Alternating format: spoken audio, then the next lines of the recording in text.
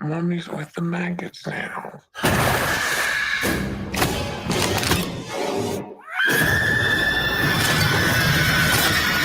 What will be, will be.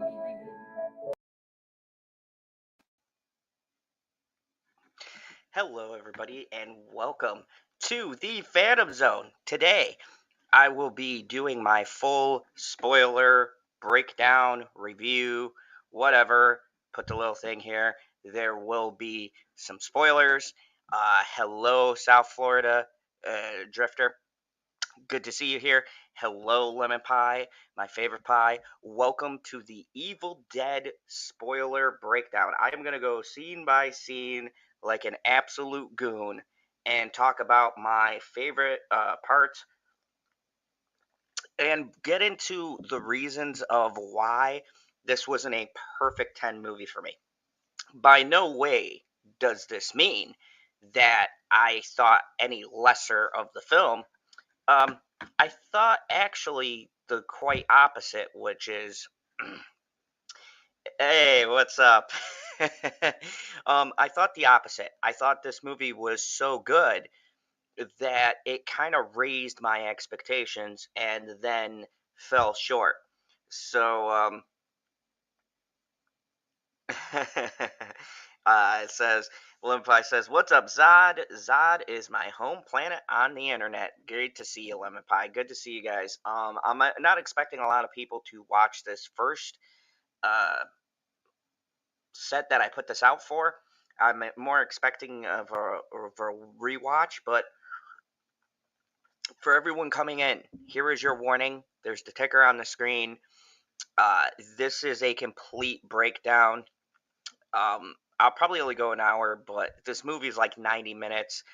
So, unlike John Wick, this is a little bit easier for me to go through scene by scene and not feel like uh, it's going to be forever talking about certain scenes. This is very much to the point. There's not a lot of nuance. I just want to go through it so that I can pick out moments I like, moments I don't like, and give you guys a general idea of whether or not you should go and check this film out. And before I want to get into some numbers because this movie is doing very well, and I kind of want to jump into the fact that this is actually doing pretty decently. Uh, so let me get the boring stuff out of the way before I get into the full spoiler breakdown and kind of my thoughts on things. But Evil Dead Rise stars Lillian Sullivan, uh, Alyssa Alyssa Sutherland, or Lily Sullivan and Alyssa Sutherland, Morgan Davies, Gabriel Eccles, Neil Fisher, and it was originally filmed to premiere on HBO Max, but they opted because of screen reception to bring this one to the theaters, which I thought was a great choice, seeing as to how much money this made. And I'm going to jump into that in just a second, but a little bit more of a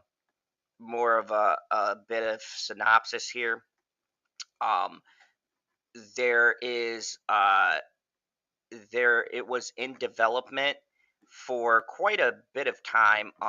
The 2013 actually did well, but because of the Star Show and the fact that it didn't do that well, and Alvarez, who was supposed to come back to do another Evil Dead movie, wound up doing Don't Breathe and Don't Breathe 2. They wound up going with a different director for this, Lee Cronin. If you don't know who Lee Cronin is, he is the writer and director of the short Ghost Train and a great horror movie made in 2019 called The Hole in the Ground. If you haven't seen that, I recommend that you watch it. It was first announced at the New York Comic Con, and then it kind of took off from there. Uh, there was some post production in Cronin's hometown of Dublin, which began in March 2022. Um, it released uh, it released on April 21st, 2023.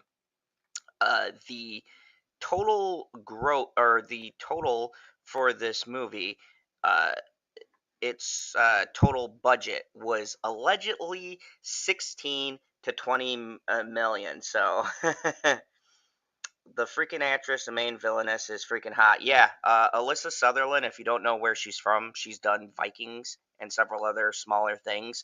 So yeah, huge fan. She is amazingly good in this film. But yeah, she originally was in the first, I want to say, 3 seasons of Vikings. She played Ragnar's wife. So little sidebar for Vikings fans. But this is really her breakout role, and I'm glad for her because she's definitely going to get more opportunities, and maybe even in horror. I think she's a pretty unusually good fit for horror. I got some interesting facts about what she did for the role that I'll bring up later. Um, but yeah, the so far it's on a $20 million budget, but it has grossed 26.6 million in the US and Canada, 17.9 million in other territories, for a worldwide total of 44.5 million. It has literally made its budget back and then some. So this movie is making a profit off of just this weekend alone. So I think that's really good. I like this film, and I really want it to do well because there's talks and ideas for different things, and it's going in a kind of anthology series kind of way. So, yeah, so it's doing well. It's doing really well, and the word of mouth has been strong. I'm hard pressed to see any really bad reviews on this film. More of just stuff I'm gonna say. So, it's doing really good, and I'm glad because I want good horror movies that respect the properties they're based on to really do well. I think if you give the horror community what they want and you still put your own fresh spin, there's a lot of potential. Evil Dead has been a solid franchise just all the way through. There's not really a bad entry. Um, just ones I prefer over others, but nothing that I'd say is outright terrible. So that's pretty good for a franchise that's been around for like 30 or 40 years. So kudos to Sam Raimi for creating something with this much staying power. Um, but yeah, it's up to 44.5 million and still rising. It only dropped uh it dropped like 10%, so that's a pretty good drop.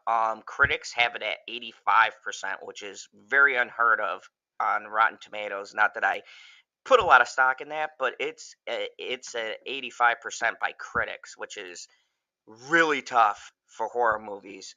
It's got grades from B through A on IMDb.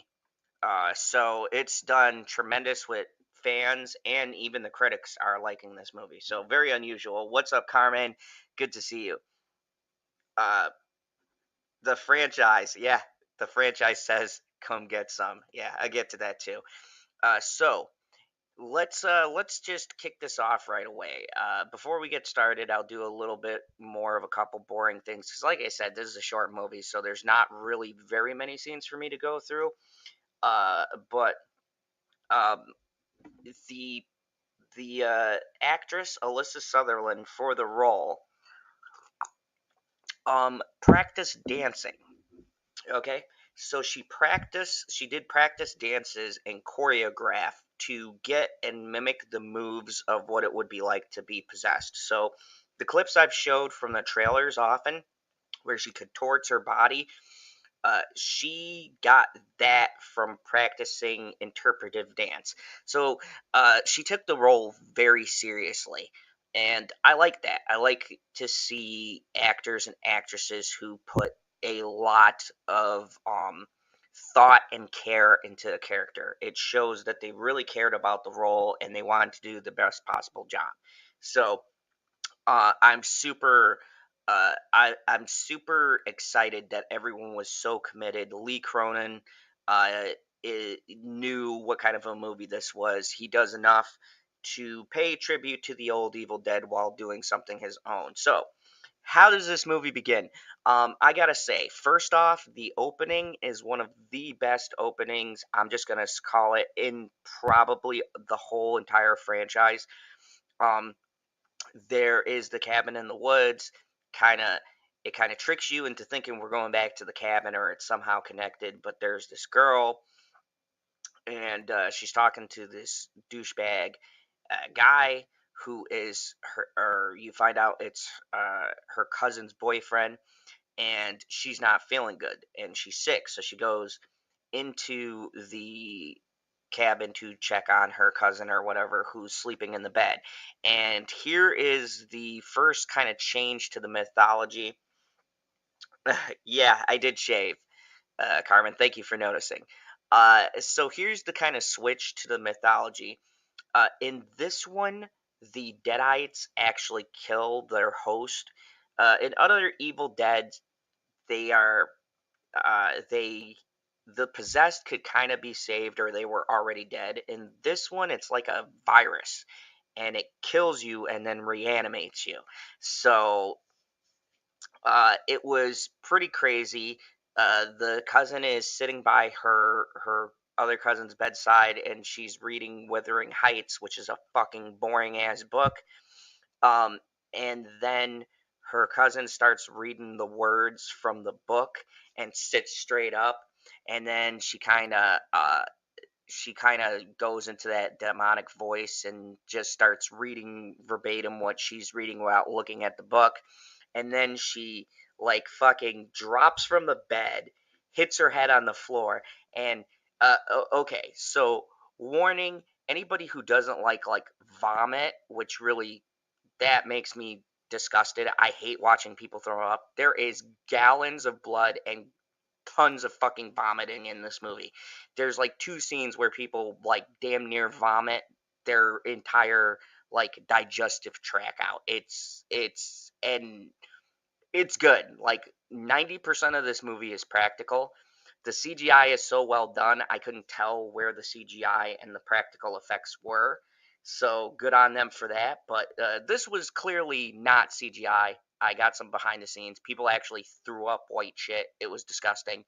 Um, but yeah, the cousin falls down. She looks dead. Of course, the other cousin goes over to like see if she's okay, and she looks fucking dead, and she's choking up this like white shit. It throws it up, and then her pulse stops.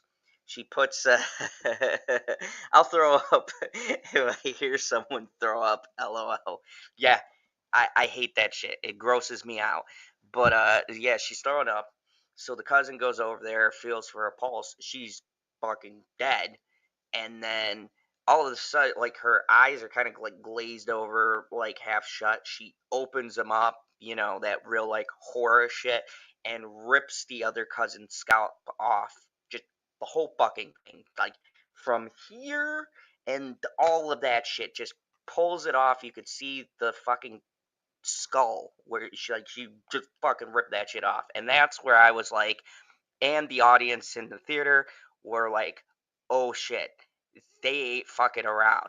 They go for it like immediately, and you're like, what the fuck? Now the boyfriend of the possessed cousin was flying a drone, and when I saw the drone I said, oh, this is going to come into play.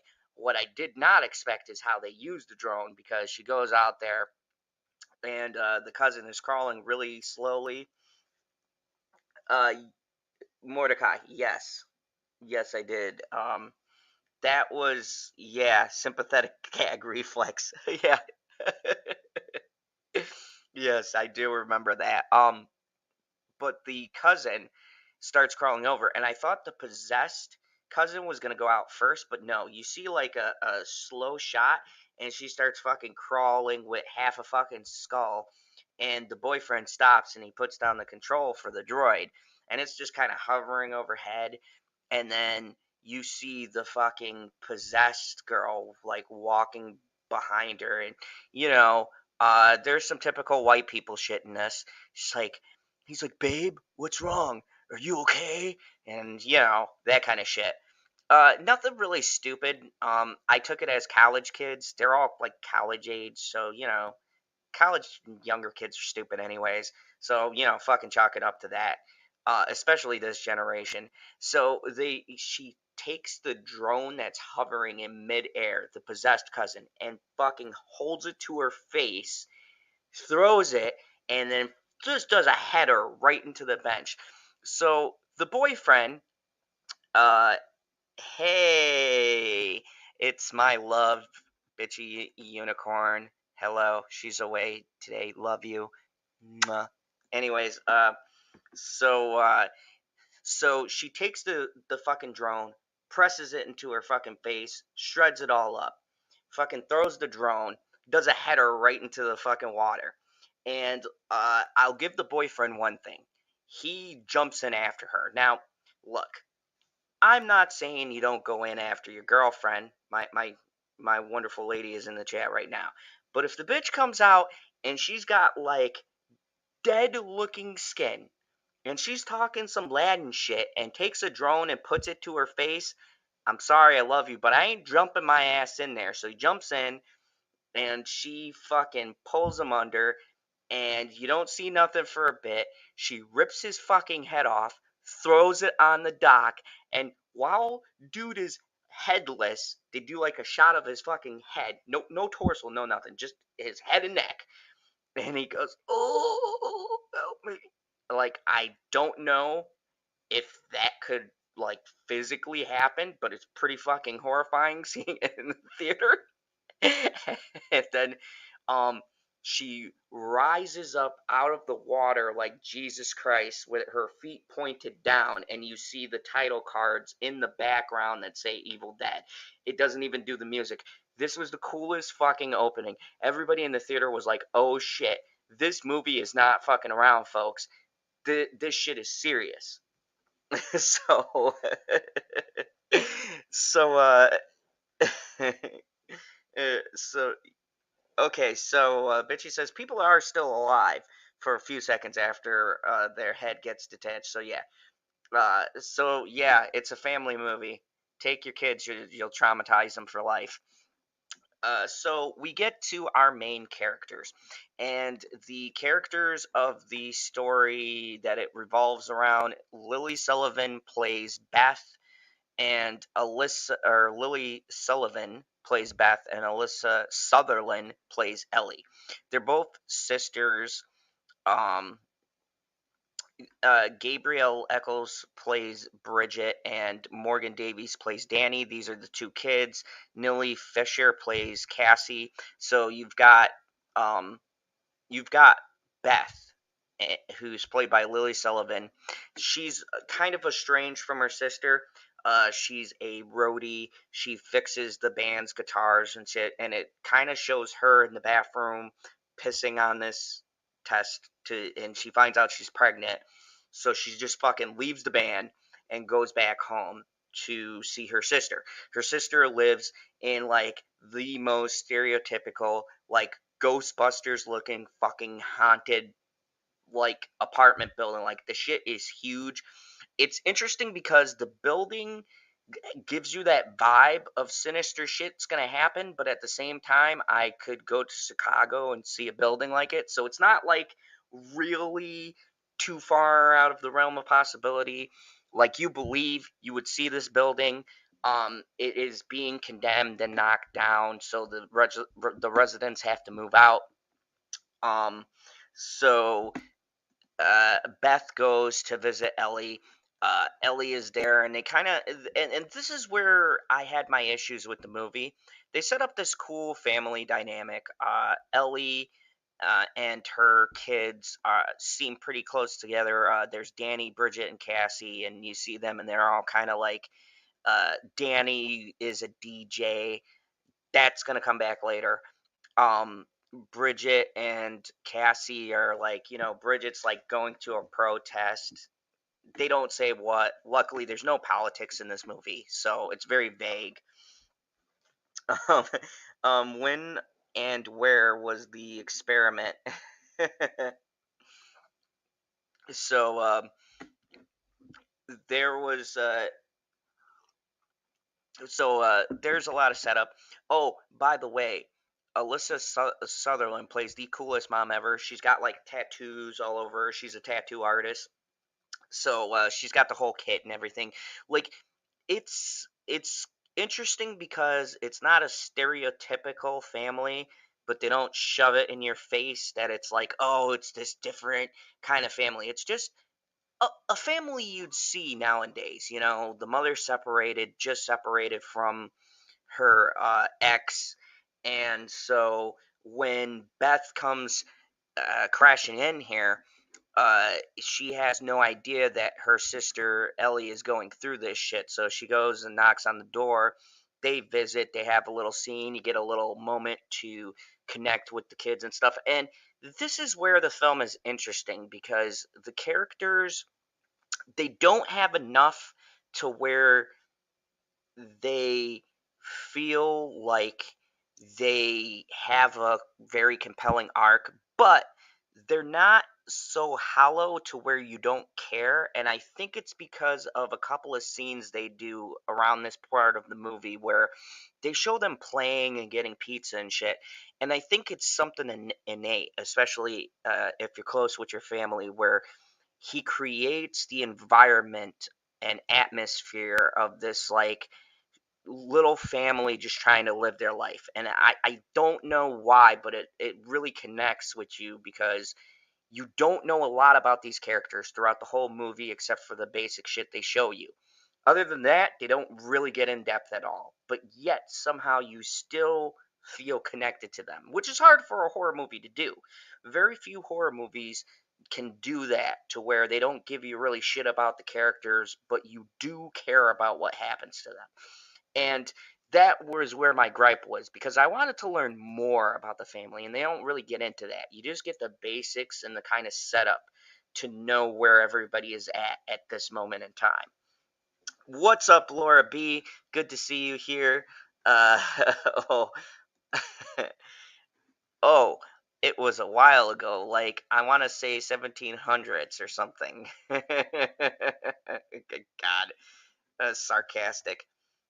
Uh, but she says, I'm not exactly sure, but it was when people were hanged a lot. Oh, okay. So you were talking about the beheading thing.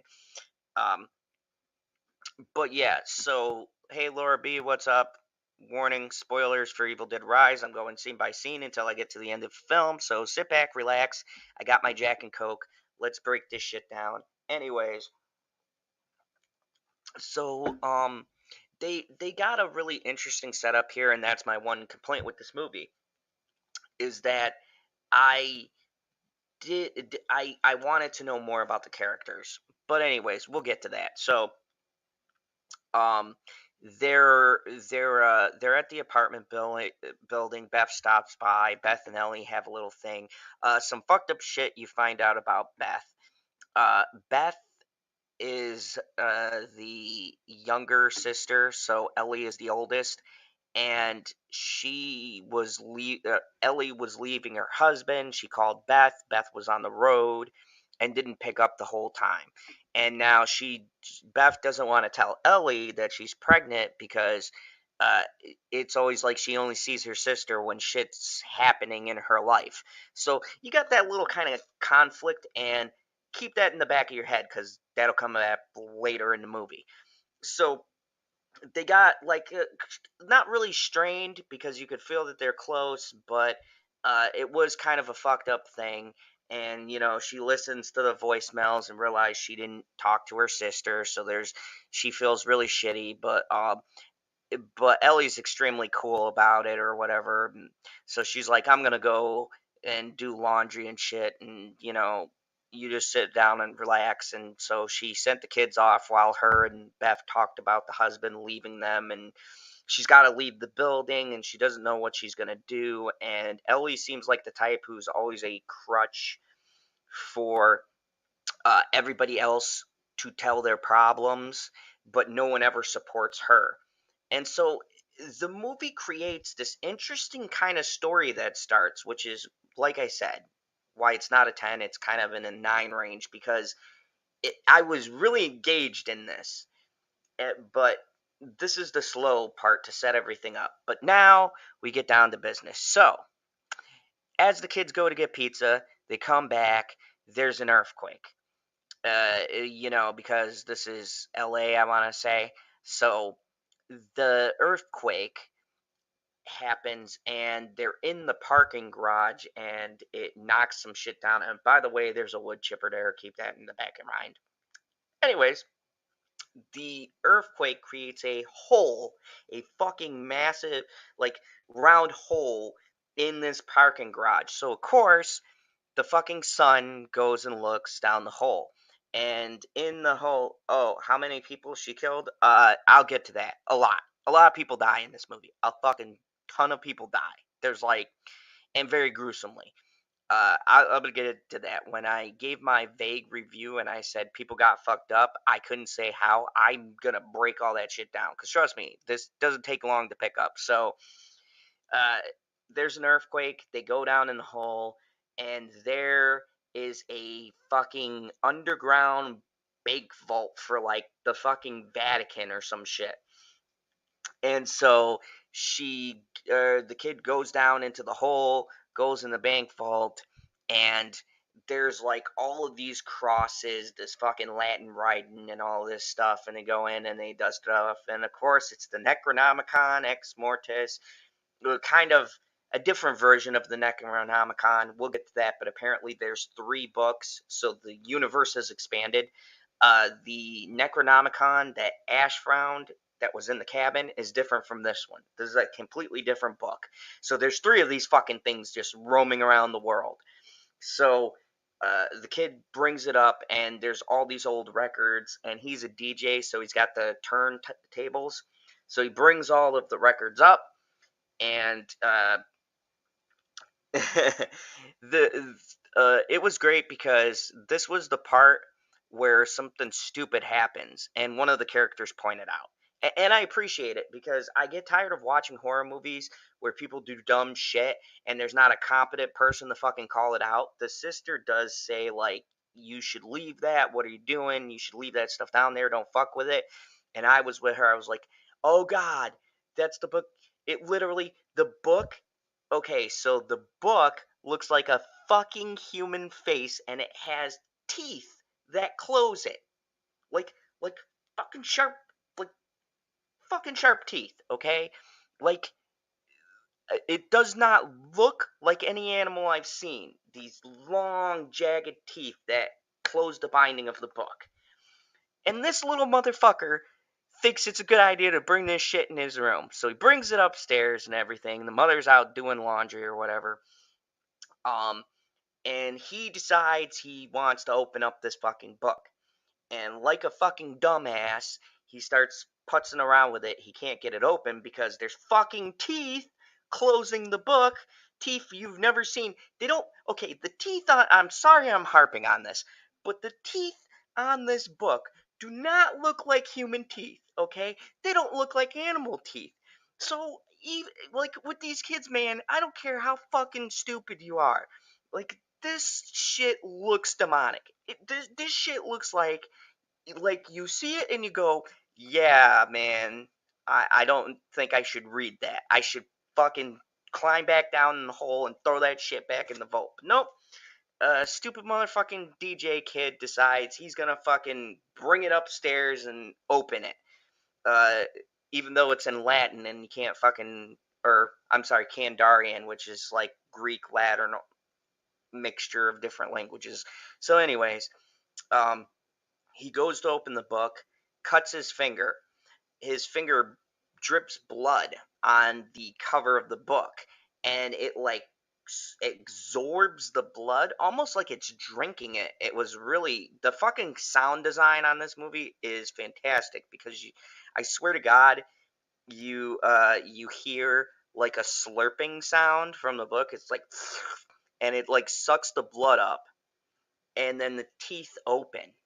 And so he's going through all of this shit, and it shows like pictures of these like naked demon women in different things, uh, and thankfully the stupid idiot can't make heads or tails because it's in Latin, but there's records, and the records are an account from the priest who fucking found the book. So the first one he plays is just the account, and here's where the first Easter egg comes in. The person on the records is Bruce Campbell. So Bruce Campbell is in the movie. He plays like a priest. He's got like pre-recorded lines. So Bruce Campbell is in the film, but not how you think. Like, people were saying he's not in the film. He is in.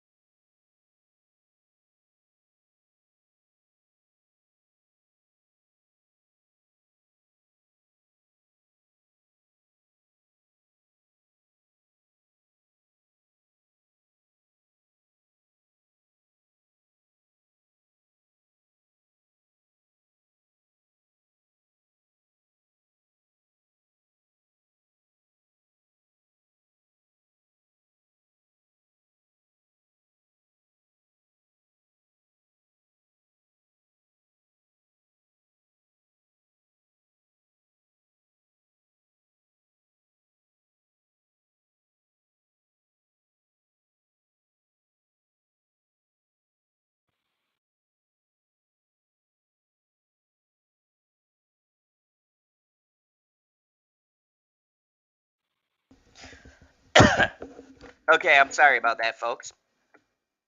Uh, some tech issues here.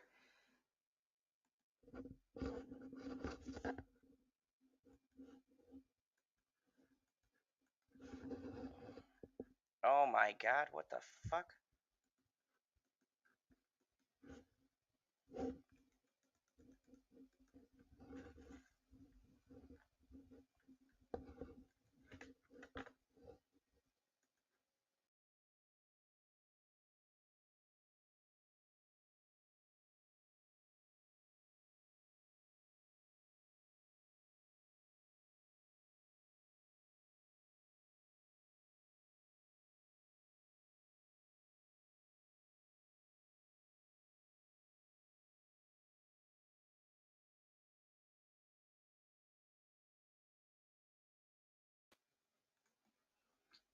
All right, I am sorry about that, folks. My technology was being a son of a bitch. Anyways, so uh the preacher so the preacher talks about how he found these books, and the book has the power to interact with the spirits of the dead. So of course he's gonna put in the fucking records, and we jump right into it. And record number 2 is him reading a passage in the book that he translated. So yeah, the kid doesn't exactly read the book, but he still unleashes the evil because the preacher reads the book. So cut to mom doing the laundry, and then all of a sudden, there's the camera shot that Sam Raimi uses for the demons. This fucking invisible force.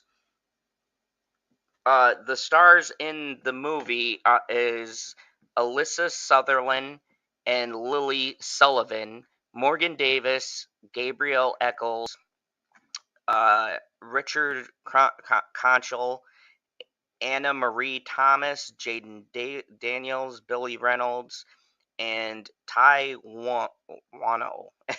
Bruce Campbell is also in it too. He does the voice of the preacher on the recording. Um.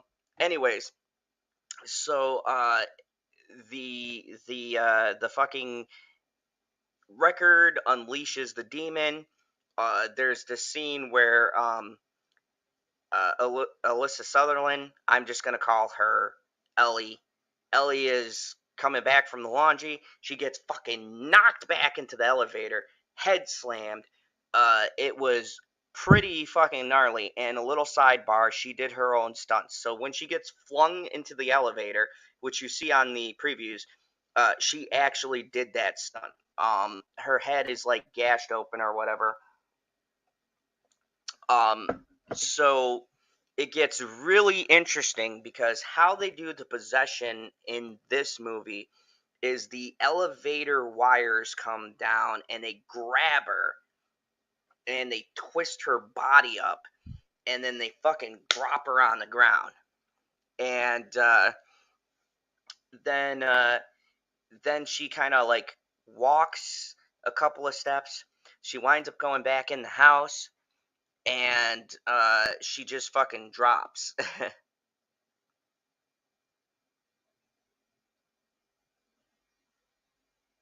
You have a mug with ears. Oh yeah, Batman, my Batman mug.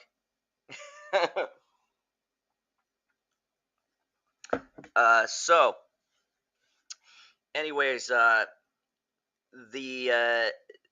demon now is inside Alyssa Sutherland. She goes back and she gets in the house and fucking drops. And the sister is there. Everyone is like concerned. And then all of a sudden, she was like, she starts like, she like stands back up, fucking vomits. When I say she vomits, this is the grossest vomit scene I have seen in a very long time. She fucking like exorcist vomits all of this shit, like all this white shit. She just all over the place. It is fucking gross. But the nastiest part of this whole scene, because the throwing up wasn't the nasty part. Oh no, the fucking like uh river of vomit was not what got me. But after she vomits, she face plants into the vomit. Look, the gore was pretty gnarly in this, but that scene right there kind of got me. I was like, oh god, like I hate vomit. So like when she like dropped face first into like a fucking river of vomit, I was, oh man, it was not a, oh. So they take her into the bedroom. She's looking really rough, and you get to see some neighbors. Now, this is another thing that pisses me off. The neighbors were really likable, but they don't really go into them. There's this neighbor who might like her. He looks like a Hispanic guy.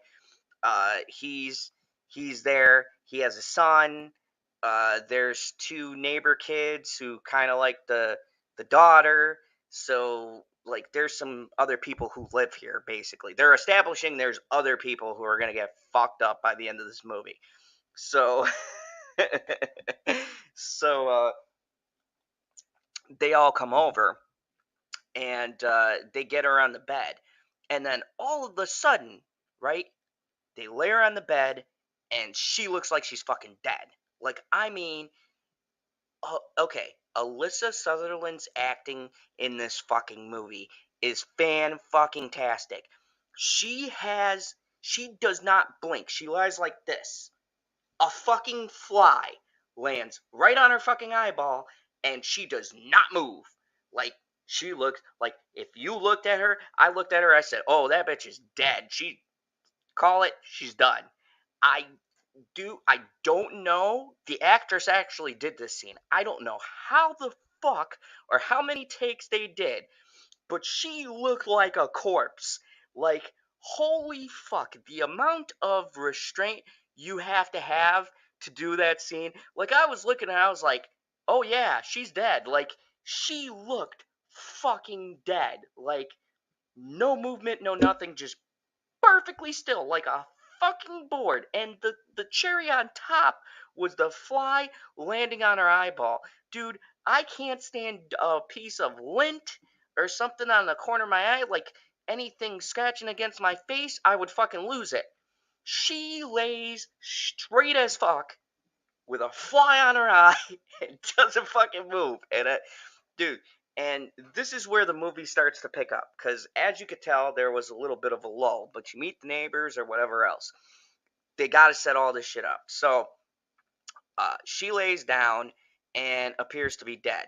And everybody is so convinced that she is dead that they say, like, the Spanish people come over and say, like, a fucking prayer. Like she looks fucking dead. I cannot stress this enough. She looks dead. Okay? And I know you're probably like, well, Zod, why are you harping on that? I've never seen an actress who does not have any makeup but pulls off a they look dead as fuck look as she did. I don't know how many takes. I would love to watch the behind the scenes of this. I don't know how many takes they had to use. I don't know how fucking long that shot took. But she fucking pulled it off. Like, I've seen so many movies where you can catch the person who's supposed to be dead, but they fucking move. No. She, like, they swapped her out with a fucking mannequin. That's how still she was. So they're saying prayers and all this other shit. And then all of a sudden, yeah, it was at 11. I said, yeah, I couldn't do it after the bug. Not really. I get bugs in my eye a lot. Like, yeah, the fucking fly flew into her fucking eyeball and just sat there. Like, it was crazy. Just imagine how many diseases for like landing in your eye. Yeah, she was pretty fucking dead, so I imagine she wasn't really worried about that. But anyways, um, so at this point, uh, the sister is ready to say her farewells. She's trying to think of how she's gonna tell her kids that their mother is dead, all this crazy shit. And she starts confessing about how she's pregnant and she doesn't know if she wants to bring a kid into this world and blah blah blah. Like, she's doing the final farewell shit. And all of a sudden she blinks and she's like starts saying her sister's name, and then she's like, kind of doing this thing, and then just kind of goes like this. So she walks out of the room and she's like, oh, great news. Mom isn't dead. Psych. She must be just really sick. So she talks to the neighbor and she's like, we've got to get her to like a hospital or something. And so she she turns around, she goes, talks to a neighbor, comes back in. The sister's not in the fucking bed. So she goes and she looks, and the sister is by the stove cooking eggs without fucking removing them from the shell, like I've showed in the trailer 1,000 times. She's fucking breaking eggs and just putting them shits in there and stirring that shit. And we all know no one can eat eggs with shells in the eggs. I'm like, bitch, I know you're possessed, but you can separate that shit. I mean, come on, you are brutally murdering that pan. The pan is the first victim in this movie. That shit she made was no go. But here's the really funny part of the whole thing, besides my long rant. Um, there were blood in the eggs. Like, shit starts getting twisted when this shit starts happening, and it starts very slowly. But if you watch, you'll notice shit that's happening right away. So there's blood in the eggs that she's cooking, in the yolk. It's like just starts bleeding. And I'm like, oh man, shit's happening. Get the fuck out of there. Like, I know you know your sister's not possessed, but bitch, run. Shit's about to go down. And all of a sudden, she just turns and looks at him and she's like, I had the most wonderful dream. It was a sunny day and we were all there. We were all together. And all I could think about was tearing out your insides and climbing in them so we can be together forever. And I was like, bitch, run! Normal fucking people don't say that shit. Look, if my best friend told me some fucked up shit like that, one of two things. I'd be like, they're drunk as fuck and they need to take their ass into bed.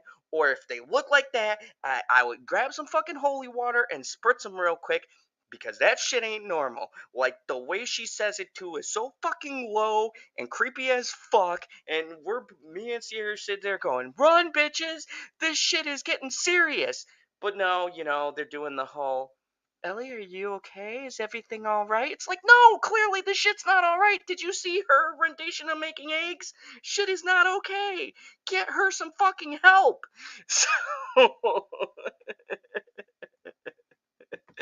So, she said, good night, my love. She says, Kay, my phone's about to almost dead, but if you want, you can call me, but after that. Okay, I love you.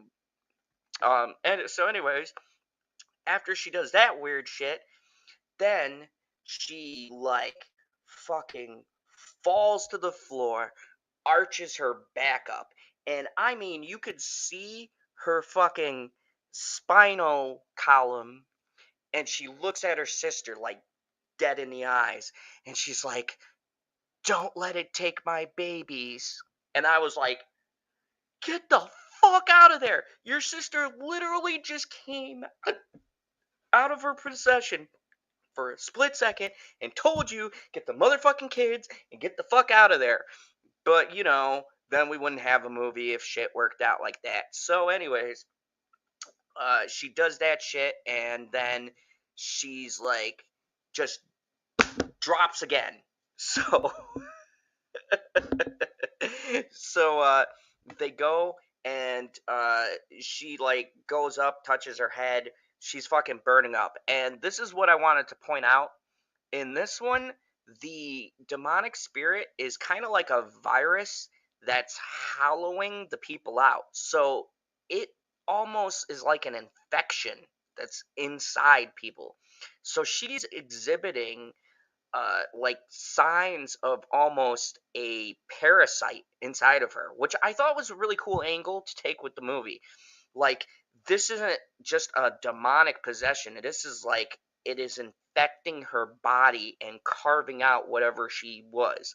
She starts burning up. Her skin is getting pale and pasty, like you see on the posters and shit, and kind of starting to look decayed.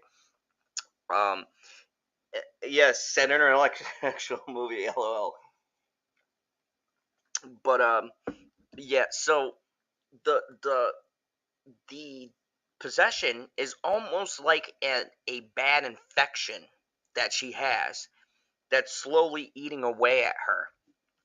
And like an infection, her whole body is like on fire. So and I don't mean literally, that's been done in The Evil Dead. I'm not talking about she's literally on fire, like she's burning up. So they make a bath with like cold ass water, and they throw ice in there, and they throw her ass in there. And that is that scene where uh, all of the sudden she does that, the famous part that'll be a quotable forever. She like sinks into the water and starts like fucking thrashing. And meanwhile, which I don't blame them for this, because my mouth was gaped open when all this shit was happening, because the shots and the framing was pretty fucking intense. It was like, holy fuck, shit is going down. I'm like, get the fuck out of there, but I couldn't fucking look away. So her fingertips come up first. And she like fucking goes like this with her head just like slightly above the bath thing. And like, dude, all I'm thinking is these kids are gonna be fucked up for the rest of their lives. Like, this shit is some therapy inducing trauma. Like, these kids ain't never gonna be the fucking same if they get out of this shit.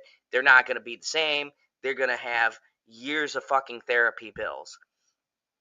But anyways, she goes up, and the youngest cute little girl, Cassie, looks at her, and she's like, "Mommy?" And that's where you see in the clip, she's like, "Oh, sweetie, mommy's with the maggots right now." I was like, holy fuck, dude. Dude, in theaters, because the bass is low, that shit was eerie. Like, like, kudos to the actress, because the actress does 90% of the voice. They kind of dub it a little bit slower, but that's all her. She changed her voice, the whole 9 yards, the facial movements, everything. That's her, 100%. Like, she got into this fucking role. Like, if I was on set, I'd have been fucking traumatized watching her do this shit. Like, it's like everything you see her do in the movie is her. She did her own stunts. She did the contorting and all of the body work. It's fucking eerie as shit. And so she like fucking leaps backwards like a spider onto the fucking ceiling, and then just lets out this eerie fucking scream, like an ear piercing scream. Fucking falls back in the bathtub. Like, Fats, when they finally figure out they probably should get the fuck out of there. So they fucking start like trying to leave, and then she looks in the bathroom, the fucking sister disappears. I don't know how the fuck she got from the bathroom into this fucking dark ass hallway, but demon magic. I don't know how that shit works. I don't want to know how that shit works. But yeah, it was some exorcist shit. Yeah, it was fucking creepy. I haven't been creeped out like that since the fucking exorcist. I was like, oh shit, get out of there. That bitch gone crazy, right? And so she's in the dark, like in this like dark hallway, and she goes, "Oh, she goes, "You all have an opportunity to join mommy." And I was like, "Holy fucking shit." And she goes, "Eeny, meeny, miny, mo. You're it." And fucking grabs the little girl and drags her in the fucking other room. It like by the fucking face. The kid's getting fucked up. Her head's banging on the fucking thing. Like, dude, in this movie, kids get fucked up. I'm gonna tell you right now. I'm gonna get to the hallway scene, but kids get fucked up. Like, they kill kids. I have not seen that in years, but they fucking murder the shit out of kids. She says fucked up things to her kids. She says some like fucking debilitating. You are never gonna be the same after you hear your mom say some shit like that to you. Kind of stuff. It's like the demon in this is the most vicious I've ever seen in this franchise, which is cool because they're demons. I don't expect them to be like kind, but this is the most vulgar I've ever heard the fucking demons talk in this fucking movie. They say some fucked up lines in this film. Like, I can't remember them all, but I know a couple, and I'll get to them when I say them. But there's some fucked up shit they say to them kids in this movie. I was like, holy shit, dude. This demon is not fucking around. It is not trying to be your friend. It is not. It does not give a shit if you are a neighbor, a dog, a fucking cat. The cat gets it in this movie. There's a cat. They don't show it. So if you're a cat lover, it's okay. But I imagine, because she goes in the fucking vents in the scene, that cat got fucked up. That's the only thing, because I heard her meow, and then you don't see that motherfucker for the whole thing. Like, you didn't see it at all, but then you hear like a little meow thing, and then the cat's fucking gone. I'm gonna assume the cat didn't make it. I'm sorry. I thought it would because it was in the vents, but nobody is fucking safe in this movie. Cats, old people, fucking women, men, uh, uh, small children, teenagers, nobody is safe. And that was one thing I appreciated, because if you're going to be that kind of movie, I've seen so many movies that'll be like, oh, we can't kill the kid. The kids are precious. Like, no, this movie keeps you in a state where you feel anxiety through the whole hour and something runtime of this fucking movie. You are literally, anybody could go. You do not feel like anybody in this movie is fucking safe at all. And I appreciated it for that, because when I go to see an Evil Dead film, I don't want to pick out who's going to be the survivor, right? I want there to be some kind of tension that I feel like, oh wow, anybody could die. Nobody's safe. And this film does that, man. They don't fuck around. This movie is not playing.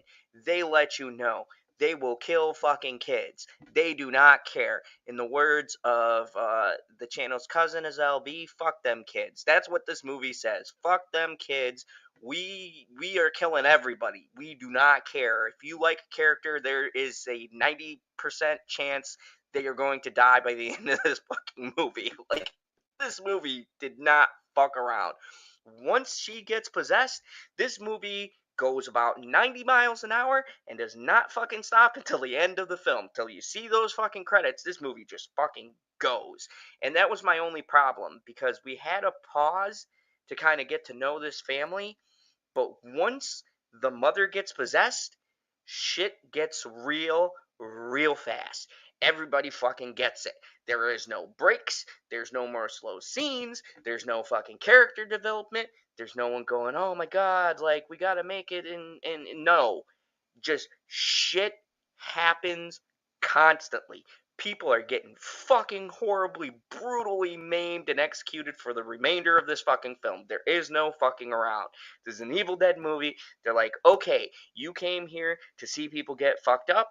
That is what you're getting for, I want to say, a good fucking 40, 5 minutes of this movie. Like, you got like the hour or the half hour or so that's kind of set up, and then once you get to the end, it's like, it's not like, oh, we're gonna give you 20 minutes of the monster doing monster shit, or oh, we're giving you like a half hour. No, there was like 45 minutes or so of just shit going down and people getting horribly fucked up for its entire runtime. It does not let up.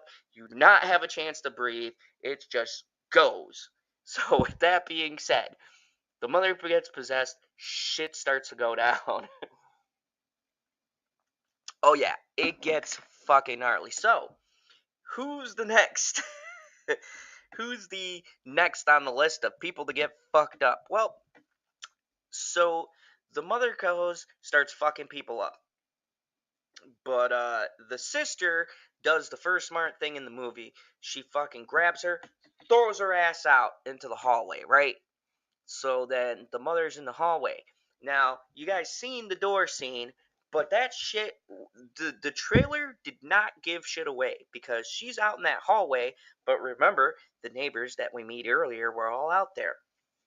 Well, the neighbors are out there and they're like, hey, what's going on? Because she's pounding on the door and fucking, like, starts bashing her head on the fucking door, like, let me in, blah, blah, blah. So, of course, the neighbors are like, hey, what the fuck is going on, right?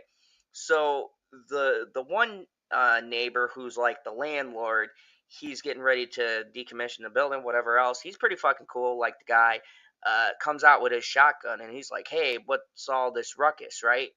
And then he sees her face. And this guy was like my spirit animal. This motherfucker did not let her say nothing, nothing like that. He fucking blasted her right away. And I was like, dude, smart guy. He did, she didn't get to say shit. She just turns around with her fucked up face and blood all over her face. And he was like, fuck that, and fucking shoots her, right? But unfortunately, she's a fucking demon by this point. Like Alyssa Sutherland is done. If you think the mother's gonna survive, I'm sorry. You know, there's a spoiler review, so heads up. Nah, she's gone. She fucking died when the fly flew on her eye. That she fucking done. So whoever she was is fucking no more. She had her last save my children, and then nobody's home. She's fucking done. Possessed. Put a nail in the coffin. So, dude shoots her, thinks she's dead, but he makes the mistake that we all learned in Zombieland. You always fucking double tap. He didn't double tap, and it's a double barrel shotgun, so he's got to stop to reload. So when he goes to reload, she fucking rips this fucking arm off. Fucking throws. And here's the fucked up part about this shot.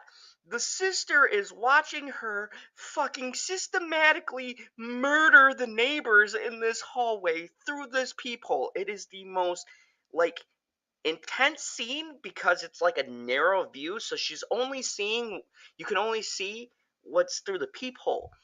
But, like, the camera also does some trickery where people who are next door go into the frame of the shot so you can see what's going on. So you see a fucking arm go past the fucking door. And I'm like, what the fuck? And then you see a boy get thrown to the fucking corner. And then the kid comes out. And I was like, oh, nah, man, you know, I know this is Evil Dead, but they don't kill kids. The series never kill kids. No, she fucking jumps on the kid, rips his fucking arm, like, from here all the way down, drinks his fucking blood, like, and fucking tosses him. So the brother comes out, and he's, like, kind of big and buff. He's the dude who kind of had a crush on her when she wasn't a fucking demonic possessed lady. And she comes out and she's like, what's going on? What's wrong with you? And she fucking takes her hand and swipes his neck and rips his fucking throat, like half of his throat off. And he's just like, fucking drops. Then the other fucking brother comes in, who's, I'm gonna give him the benefit of the doubt, not exactly a kid, because the one she fucking ripped in half and drank the blood was like the 10-year-old kid. This was like the 17-year-old kid or whatever. So she fucking the one dude whose throat she ripped out, she also ate his eye and swallowed it. She fucking like throws up the eye, and I swear to God, I'm not making this shit up. She throws up the eye. Justin, shut the fuck up. Don't come in with that bullshit. Anyways, so she throws up the eye. It goes into the kid's throat, and he fucking chokes to death. And I was like, yo, this shit is nuts. Like, so all the kids got fucking murdered in that fucking hallway. And so, after seeing all this, the sister wisely decides, like, yeah, I'm not gonna let this bitch back in. Which kudos for her. But then, they alluded to in the beginning of the film, the landlord says his cats always go in the fucking vents. And I was like, oh, okay, I see where this is going to go back. So she tries some like trickery because the daughter and the sister, um, Beth, are talking, and the son, and they're all talking about how the book came to be or whatever, and they're trying to figure out what the fuck is going on. And he's like, I got to show you something. And so they play the rest of the recordings. And of course, the kid stopped at the recording where there was the fucking demonic reading instead of like going through the rest of the fucking records, which I did like her philosophy, because she's like, fuck this, I'm not going through like all fucking 8 volumes of whatever the preacher was talking about. She just skips to the ending of how the fuck to stop these evil things. And so the dude talks about he killed all of his fellow clergymen, and the only way to stop this evil is once they've been possessed, they can't be saved, which is different from the other Evil Deads because there's certain workarounds. This one, you can't fucking save them. You gotta fucking dismember them. If you do not dismember them, their fucking arms, hands, whatever is still around will come to life and try to fuck you up, which I like.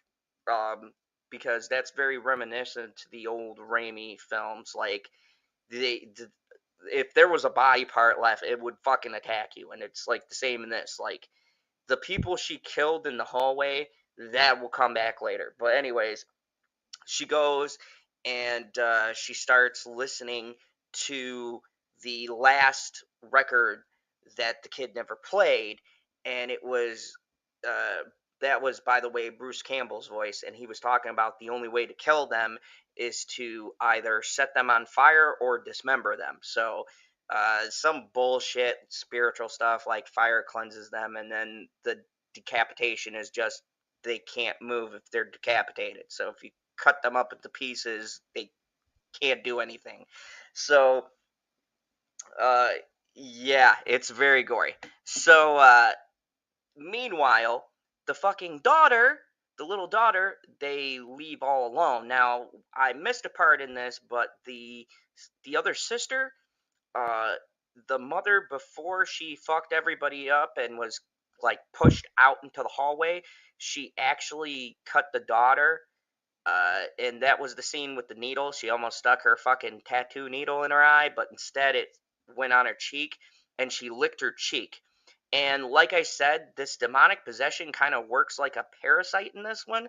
So where she licked her, it was all black and fucking infected and shit. So the older daughter is not paying attention to the youngest daughter, so the youngest daughter walks her stupid ass at the door. Meanwhile, the oldest daughter, they cut to her, and she's in the kitchen, and her face is all fucking black with the veins running all down, and she starts throwing up like all of these. There's a lot of fucking vomit in this movie. I am not a huge fan of throw up things. I've said that, but like, I kind of made a concession. It did it so quick, I didn't have time to react. But like, she throws up like these fucking bugs and shit all over the place. It's fucking disgusting. And so she's off dealing with like more than likely a demonic possession. And so the little girl goes and she looks in the peephole, and Alyssa Sutherland is sitting there fucking covered in blood. And so, look, I get it. She's a kid. I make more of an allowance for this because she's like the youngest daughter. So, to her mom is there, and her mom is fucking talking to the fucking wall. So, of course, you're a little kid, you don't know what is up, but she's like, oh, hey there, sweetie. Look, me and your dad are getting back together. We're gonna work everything out. I'm like, this bitch is fucking nuts. She's like, well, yeah, your dad's right out here. We're gonna be a happy family. And she turns around and she goes, come on, sweetie, let me in. And the way she does it, she sounds like you could trust her, but then you see the blood on her face and the way she smiles, and you're like, I don't fucking trust you. But she's got like that mother kind of voice where like you'd be like, maybe she's okay if you were a kid. She doesn't like go full on demon in that moment. She switches voices, and she kind of like does this like, come on, let mom in. It's okay, you know. And she's like, Mom, you don't look so good. And she's like, nothing a big old hugging kiss won't fix. And I was like, the way she did that, like, they show it in the trailer, but the way she does it when you're watching the movie, I was like, kind of baffled and laughing nervously because it's so fucking eerie how she just, like, flips like that, and you can kind of see where a younger kid would believe she's okay, even though she's fucking covered from head to toe in fucking blood. Like, she's got blood all over her mouth. Her whole fucking, like, dress thing she was wearing is all covered in blood. Yeah, she says, Mom, you don't look so good. And yeah, like, I'm glad the kid called it out, but still, fucking kids, man. So she was like, she goes, opens the door, and as she opens the door, the mom fucking takes her hand like super fucking quick. And I'll give it to him. Like, this was not like cut together. This was like super fucking quick. She reaches her fucking arm into the door and grabs the little girl. This is what got me. Because, like I said, been a couple of years since horror movies put kids' lives in danger. So I was like, oh shit, they're gonna off another kid in this movie? Holy fuck, like, she grabs the daughter by the throat, but through the door, and fucking yanks her and has her up off the fucking ground, and the kid is choking. Like, the sound design in this movie is pretty good. You can hear her fucking girl and like fucking hanging there, and I'm like, where the fuck are the teenagers and shit? I know the one's possessed, but the fucking Danny and Beth are in there fucking around with the record player. So Beth comes running out, fucking slams her arm into the door or whatever. She fucking, like, pulls her arm back in, and she's like, you fucking groupie whore. You're a fucking whore. And she goes, these kids have been sucking on my tits since I can remember. Fuck them. I was like, oh, shit. Like, dude, she says some fucked up shit, and the kids are, like, right outside the door so they can hear all that shit, and she's like, come here and suck mommy's tits. I was like, oh my god, like, dude, shit got, like, she says some brutal fucked up, like, I don't remember every fucking line, but I remember, uh, don't you want to suck on mom's tits, or some fucking crazy shit, like, dude, the language, they get fucking wild. I had to stop and be like, what the fuck did she just say? Like, yo, that is some shit no amount of therapy will fucking cure you of. So, anyways, they stop fucking mom. They go back, and then Danny, was it Danny? I want to say it was Danny. Who's the other, the teenage girl? Let me see, cause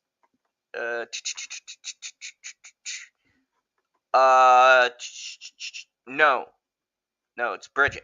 Yeah, Bridget. So Bridget, she has a cut on her face. She's vomiting fucking, like, flies and maggots and shit. She's all fucked up. And then all of a sudden, Beth goes in because she's pissed that Cassie was left by herself. So she goes in the kitchen and she's like, what the fuck? And the fucking teenage daughter is fucking on the counter. Like, she jumped her ass up on the counter and was just like kind of crouched, and you hear this fucking crunching sound. And that's the other part of the fucking trailer where you hear the crunching sound, and she's like, her voice is kind of low, and she's like, I hate bugs. I can feel them crawling in my stomach, but I know how to get rid of them. And she continues crunching, and she's fucking eating glass. And they show the glass going down her throat as she's eating it.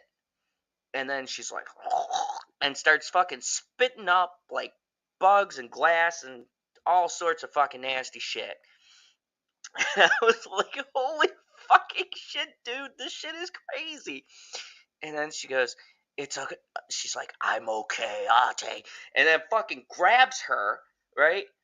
And she's like, because she's like got this look on her face, she fucking grabs her, pulls her on the fucking ground, and Beth fucking like smacks her head, whatever, gets dragged, gets a fucking, this crazy bitch gets a fucking cheese grater and holds it like this, and I go, oh god, and here it comes. The scene is worse than I imagined, because instead of going like super ridiculous to where I didn't really buy how gory it would be, that shit looked like what would happen if someone took a fucking cheese grater to your leg. Like, she goes right across her fucking bare naked leg with the cheese grater, and it looks exactly how you think it would look if someone had a cheese grater ran full force across their leg. It was fucking gnarly as shit. She takes his frying pan, fucking hits that crazy bitch in the head. She starts kind of like at her still. The brother comes out, and he's like talking to his sister, and he's all like, Bridget, stop it, don't do it, I don't want to do this, blah blah blah. Fucking stabs her with a knife. um Kind of slows her down a little bit. Then she fucking wakes back up, fucking throws the brother. Look, the brother's got DJ skills, but seriously, what a fucking pansy. He gets his ass fucking handed to him like several different times. And look, you know what? It's a demon, I get it, but like, his fucking aunt just took a fucking cheese grater to the leg and grabbed a frying pan and hit Crazy Chick in the fucking face. So, for the life of me, you are a healthy 17-year-old boy who fucking lifts weights and fucking DJs. I do not understand how this, you let your sister, after you fucking stabbed her, like throw you 50 feet across the fucking room, but whatever. So, in the beginning, the little girl made this thing called Staphany, and at the end of it was like a sharp point because it was basically made out of broomstick, and she broke it. So whatever. So the sister fucking throws the brother, is about to fucking stab him and fuck him up, and then the little girl Cassie is like, get away from him, and has Staphany in her hand, and she fucking turns and she starts saying some fucked up shit to the little girl, like, oh, what are you gonna do? You're the fucking reason why mom doesn't love us, and all this other, the shit that sends you to therapy. And so she fucking comes at her, and she takes the fucking staff and holds it up like this, and it goes right through the sister's mouth and out the back of her head. So we got another one down. I was like, oh shit, everybody's dropping like flies in this fucking movie. I don't know who to root for, because there's a good chance no one's gonna make it out of this fucking film alive. So they fucking go with it. They take the sister and wrap her ass in sheets and wrap a chain around her, because obviously dead people aren't staying fucking dead. So they actually do something smart. And he's like, I didn't know what to do with the body, so he just wrapped like all of these chains and fucking jump rope and everything else, tied her up on his fucking bed. And so they start going through the last bit of records. And in the meantime, the fucking mother hears a cat in the vents. Fucking jumps her ass in the vent. You hear the cat sounds. I'm sorry. Rest in peace, Muffins. Cat's fucking gone. You hear it going, ow! And I assume that's it. That cat got fucked up. Because if the 8-year-old kid got fucked up, I don't think the fucking cat made it. I'm sorry for you cat lovers. I know Rebecca's out there somewhere. I'm sorry. The cat doesn't make it in this film. The cat got fucked up. So she's fucking crawling through the vents as Beth is playing the last tape to try to figure out how the fuck to stop this evil that's going on. And basically, the cherry on top is Bruce Campbell's voice comes on. And he talks about, I've been in this monastery for like, this day 18, and I fucking had to kill everyone in my church. He goes, nothing is working.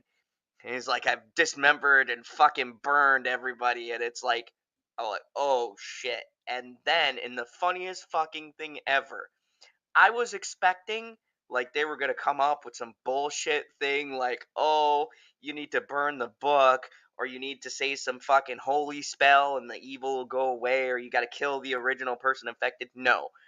The fucking voice on the thing says this shit. Says, this is day 18. I hear everybody screaming. If you're listening to this, then the evil has been unleashed, and there is only one thing you can do. Run. And I said, oh, you are fucked. You are absolutely fucked. There is not a goddamn thing you can do. Motherfucking priest, the holiest of holies, the man fucking paid to find a way to stop evil shit like this, basically told them they are fucked. There is no way to stop it. Once this unleashed, I buried it in the fucking center of the earth in this fucking vault, and if you found it, you and everybody else are fucked. Game over, man. Game over. There is no fucking way to put the genie back in the bottle. You're fucked. You're done. Finish. And then he said the only other thing you could do to stop the demons is fucking dismember them. And I go, holy fucking shit. There is nothing funnier than when you are watching a movie and you get to the point where you expect a fucking like bullshit solution. And kudos to Lee Cronin, because this is very Evil Dead. Like, kudos, because he could have came up with like burn the book or destroy the host of the demon or some bullshit like that. We've seen that 1,000 times. No.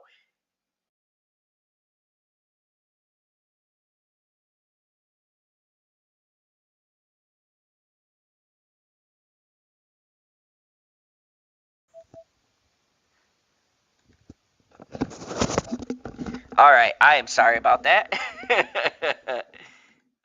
My headset does that from time to time. So basically, he says you are fucked. There is no way to stop this evil. Once the evil is unleashed, humanity is fucked. You're fucked. The world is fucked. I'm fucked. Everybody's fucked. There's no way to stop this. The best thing you can do is whatever area you're in, go from that area to very fucking far away where the evil fucking possessed people can't find you. And if you happen to run into them, fucking decapitate them. And even that doesn't kill them, it just immobilizes them so you can get away. And I was like, holy fucking shit. Like, dude, they're fucked. There is no magic bullshit thing to get out of this. There's no fucking holy water, no fucking Bible, no crosses, none of that shit. You are just fucking done. The evil being back, you're fucking finished. Humanity is fucked. There is no hope. Everybody's fucking done. Yeah, we are already fucked, dude. Yeah. It was like, and I was like, holy shit, man. And I like the movie, like, kept you in a sense of like, oh god, like they're done, man. Game over. So count it. We're down to Beth, um, Cassie, and Danny are the only ones left of this original family. So after Beth hears this, the fucking mother drops down from the fucking vent in the creepiest fucking scene ever and is standing behind her as she's listening to Bruce Campbell basically telling them that they're fucked and there's nothing they can do. By the way, I skipped it, but there was an Easter egg for Evil Dead 2. That hallway scene where the kid swallowed the eyeball and choked, that was actually a little Easter egg for Evil Dead 2, because there's a scene in it where dude's eye, an eye pops out and it goes in his throat and he swallows it and chokes to death. Just sidebar. So, anyways, um, she's like, we got to get the fuck out of here. We got to figure out a way. Well, because of the earthquake, they are on like the fucking 5th floor. The fucking elevator is busted. So they're like, we're gonna go to the stairs. The fucking staircase is gone. It is fucking gone. So they're like, how the fuck are we going to get out of this building? Because they are 5 floors up and they do not have wings. So shit is looking real sketchy. And it's like, we're just gonna have to take the fucking elevator. And the doors keep on like jamming open. So the little girl figures out to pull the fucking keys out from the dead fucking dude whose keys got fucking caught in the elevator. But before that happens, as they're making their way out of the apartment, the fucking dead sister, who you thought was dead, yeah, she comes back to life. Surprise, surprise, even though she got a fucking staff through her fucking head. And at the same time, the mother comes in and starts fucking people up.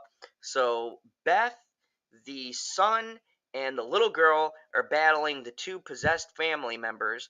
And as this shit is going down, the brother is like trying to fight off his sister, but then she fucking grabs him and fucking like tears out a piece of his throat or some shit and stabs him with a knife that he had stabbed her with, and he's fucking done. And I was like, oh shit, they killed the brother.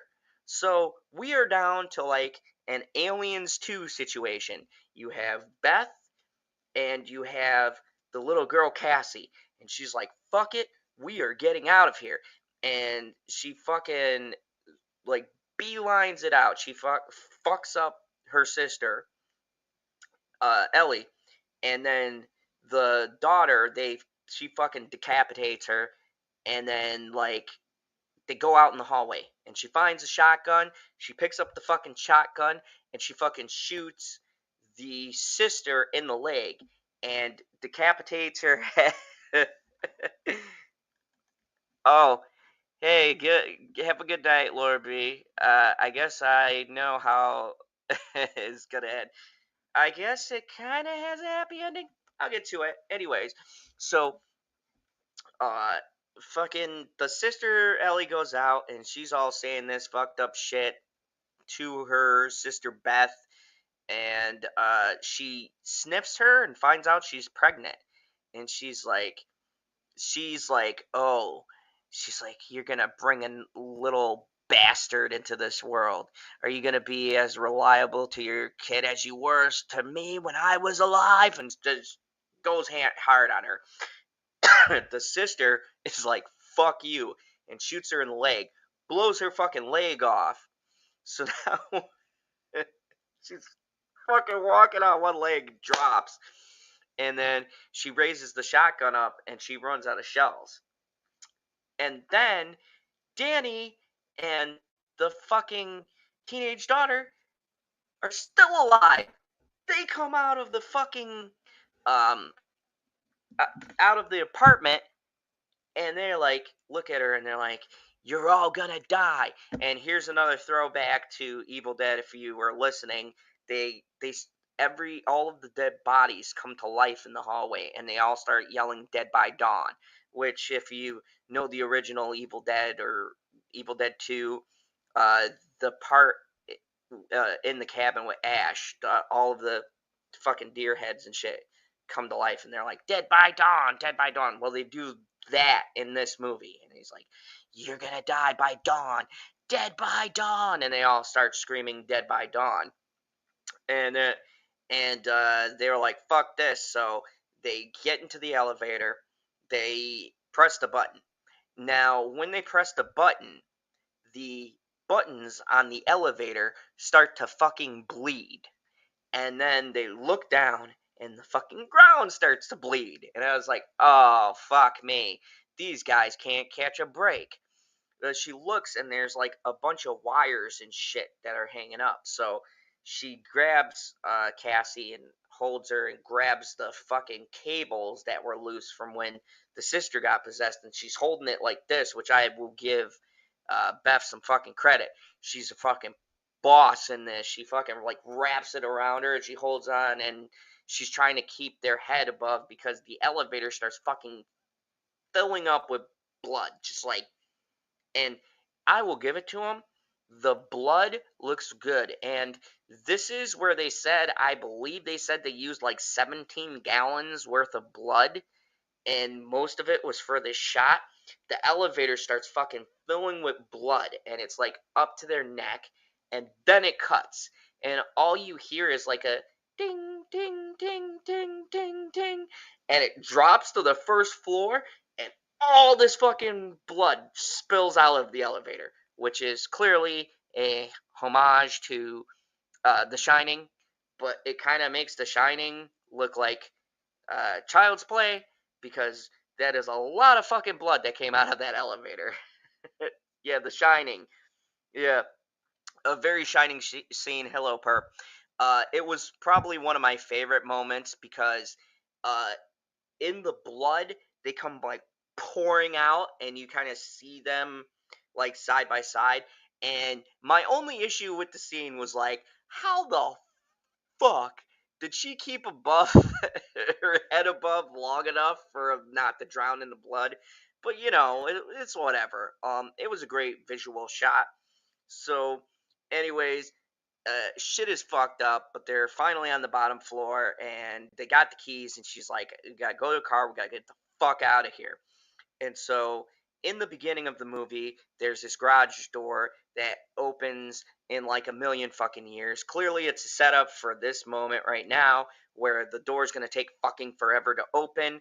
But the mother and the daughter and the son, they cut to them, and the son and the daughter are putting their fist inside of the mother.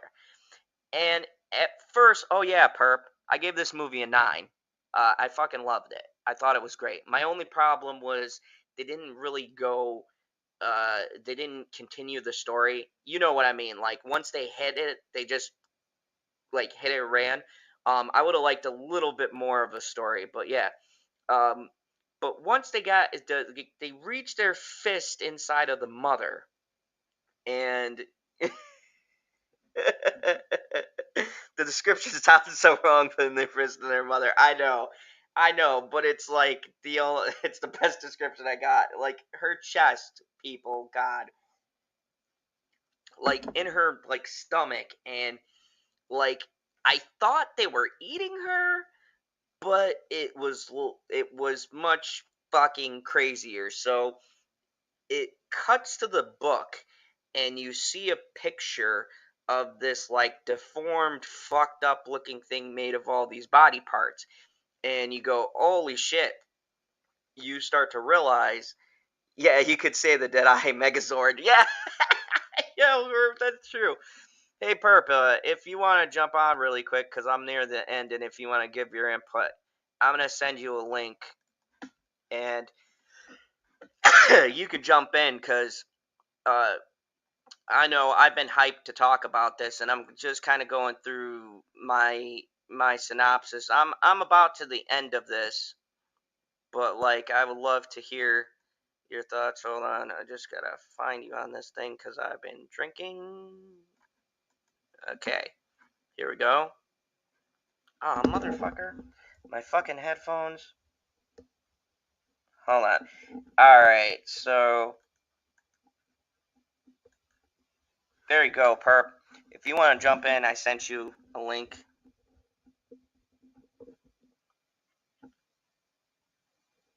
I mean, you know, I'm about to wrap this up soon, anyways.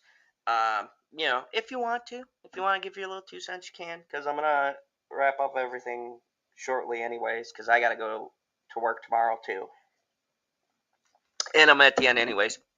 So, she becomes this like amalgamation of her kids. I do like the metaphor of the family being warped, I guess is kind of like, if you want to get really deep with it, or you want to find like a deep metaphor, it's kind of like the kids and the mother, and this kind of like dependence on the mother kind of a thing. And so they get into the garage, and if you guys are fans of the Evil Dead, you will pick up that the vehicle that they find to escape is in fact, Ash's Buick from the original movie. It is a 1970s Buick, whatever. I'm not good with cars, but that's actually the fucking vehicle that Ash drives in the original Evil Dead movie. So, fun little Easter eggs. But they head down there, and this thing starts fucking following them. And I can't even describe it to you. It looks like a spider, but made out of the different parts of the mother, the son, and the older sister. And the mother's kind of like the head who talks shit, and the rest of them are just kind of like off to the side. It's fucking creepy as shit. So they crawl down after her. And remember how I said there was a random ass wood chipper in there? That is my other complaint. I don't know why the fuck somebody would have a random ass wood chipper in a apartment building that doesn't have any trees around it. But whatever, it makes it cool. Final fight. I'll I'll allow it.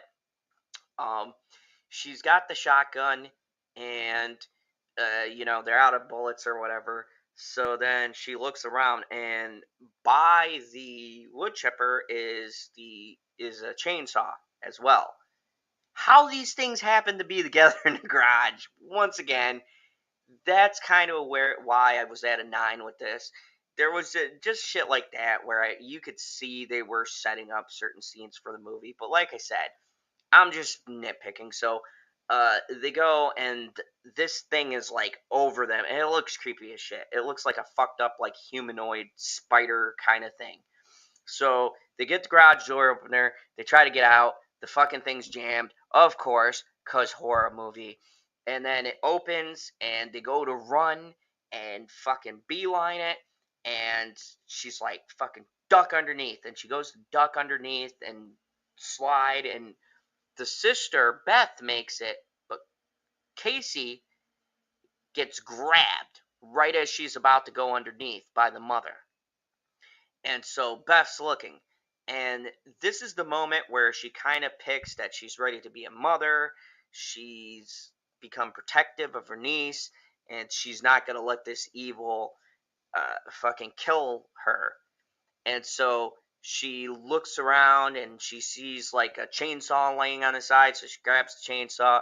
She says, fucking great. She kicks the grate, and she's like, she realizes she has to face this in order to save her.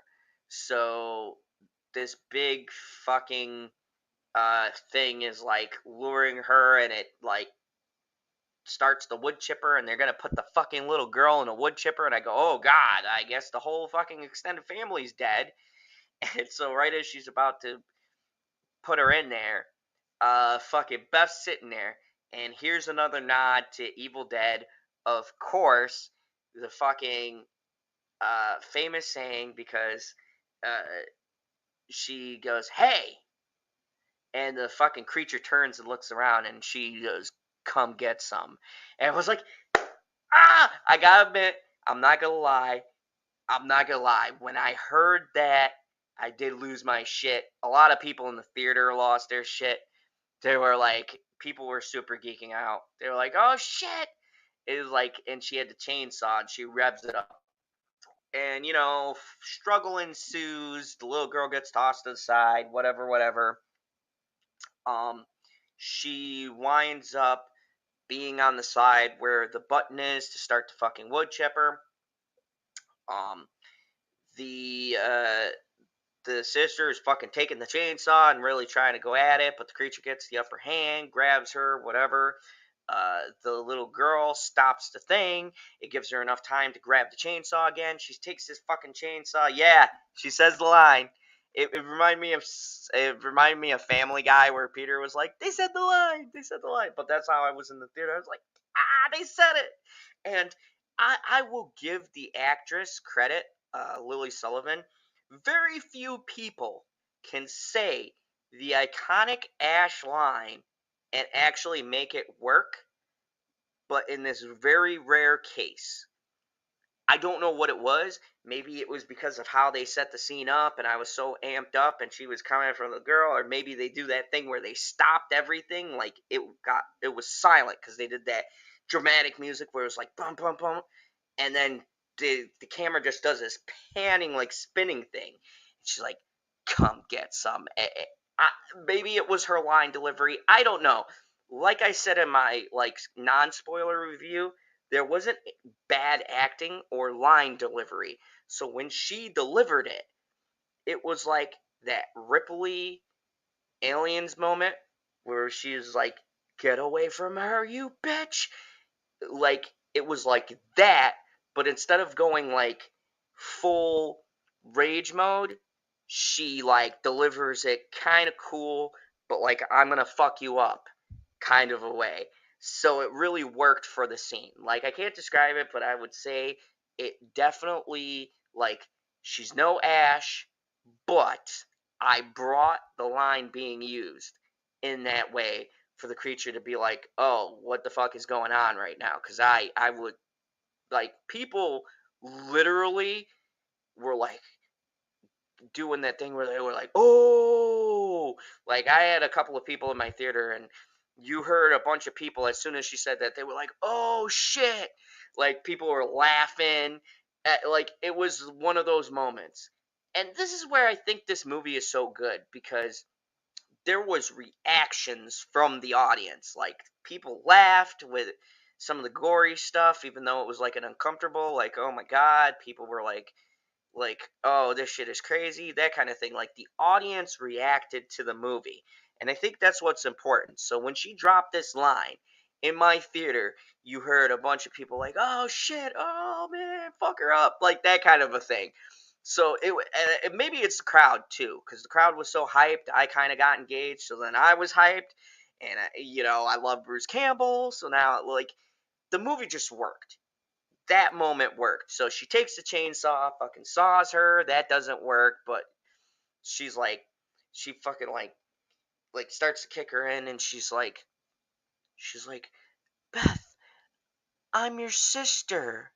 And I was like, "Aren't you going to need my help when you fail that little whore growing in your body?" And she was like, "Oh, fuck you." And she fucking kicks the fucking creature into the thing. But instead of it like dying all the way, like the head is still left. And I forgot the exact line, but she says some more fucked up shit.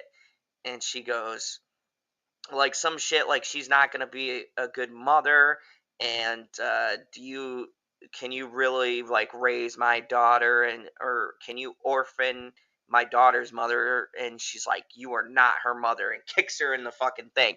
And dude, there was something powerful about some of these lines that were delivered, where like that was a moment where I was like, "Oh man, that's fucked up." And then to add salt on the wound, the director does this pan where he shows the picture of Ellie, Danny, you know, and like all of them in this like family picture. Bridget, there we go. Ellie, Danny, Bridget, and it shows them all in like this like happy family photo.